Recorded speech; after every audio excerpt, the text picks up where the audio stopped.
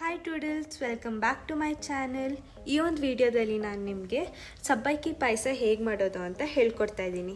ಈ ಒಂದು ಸಬ್ಬಕ್ಕಿ ಪಾಯಸ ತುಂಬ ಟೇಸ್ಟಿಯಾಗಿರುತ್ತೆ ಮತ್ತು ನಿಮ್ಮ ಸಮಯ ಕೂಡ ಅದು ಕನ್ಸ್ಯೂಮ್ ಮಾಡುತ್ತೆ. ಸೊ ಹೇಗೆ ಮಾಡೋದು ಅಂತ ನೋಡೋಣ ಬನ್ನಿ. ಒಂದು ಬೌಲಲ್ಲಿ ನೀವು ಸಬ್ಬಕ್ಕಿಯನ್ನು ಹಾಕ್ಬಿಟ್ಟು ವಾಟರಲ್ಲಿ ಚೆನ್ನಾಗಿ ವಾಶ್ ಮಾಡಿಬಿಟ್ಟು ಒಂದು 30 ಮಿನಿಟ್ಸ್ಗೆ ನೀವು ನೆನೆಸ್ಕೋಬೇಕು.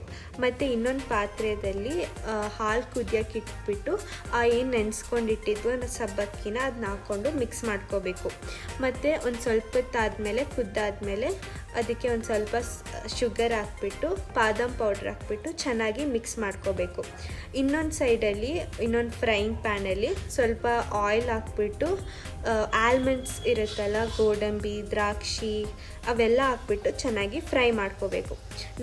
ಅವಾಗ ಸಬ್ಬಕ್ಕಿ ಪಾಯಸ ಬೇಯಿಸ್ಕೊಂಡಿದ್ವಲ್ಲ ಅದಕ್ಕೆ ಒಂದು ಸ್ವಲ್ಪ ಶಾವಿಗೆ ಬೇಕಾದ್ರೂ ಹಾಕ್ಬೋದು. ಸೊ ಡ್ಯೂಯಲ್ ಆಬ್ಜೆಕ್ಟಿವ್ ಥರ ಅದು ಕಾಂಬಿನೇಷನು ಸಖತ್ತಾಗಿ ಬರುತ್ತೆ. ಸೊ ಇವಾಗ ಇದೇ ಥರ ಬೇಯಿಸ್ಕೊಂಡಾಗ ಒಂಥರ ಸೆಮಿ ಸಾಲಿಡ್ ಥರ ಹಾಕ್ಬಿಟ್ಟು ಪಾಯಸ ಟೆಕ್ಸ್ಚರ್ ಬರುತ್ತೆ. ಸೊ ಆವಾಗ ಗೋಡಂಬಿ ಜೊತೆಗೆ ಹಾಕ್ಕೊಂಡು ಅದನ್ನ ಮಿಕ್ಸ್ ಮಾಡಿದ್ರೆ ಸಬ್ಬಕ್ಕಿ ಪಾಯಸ ರೆಡಿ ಆಗುತ್ತೆ.